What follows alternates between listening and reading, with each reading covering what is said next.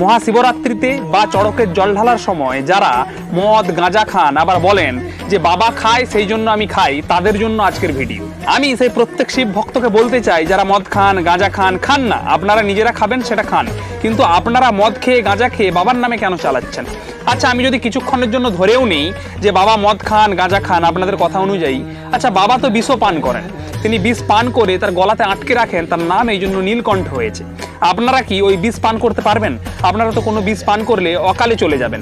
তাহলে বাবার সঙ্গে নিজেদের মদ খাওয়া বা গাঁজা খাওয়ার তুলনা করাটা নিতান্তই হাস্যকর এবং বাচ্চা সুলভ ব্যবহার হয়ে যাচ্ছে না?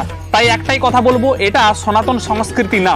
মদ বা গাঁজা খেয়ে সেটা বাবার নামে চালাবেন না, এটা সনাতন সংস্কৃতির অপমান, বাবার অপমান, মহাদেবের অপমান। তাই যদি প্রকৃত শিব ভক্ত হন এবং মহাদেবের ভক্ত হন, তাহলে তার নাম কোনোদিনও কলুষিত করবেন না, তার নামকে আরো গৌরবান্বিত করবেন।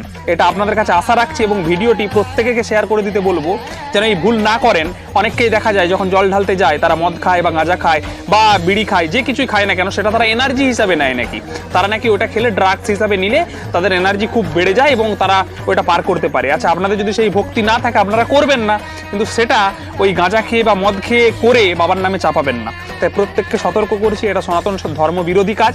তাই আপনারা প্রত্যেককে শেয়ার করে জানিয়ে দেবেন যে এটা ঠিক কাজ না। তাই আজ থেকে প্রতিজ্ঞা করুন এটা করবেন না।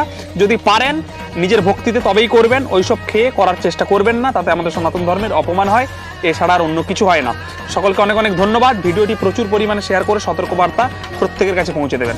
সকলকে অনেক অনেক ধন্যবাদ। জয় সনাতন, জয় ভারত মাতার জয়, বন্দে মাতরম, হর হর মহাদেব।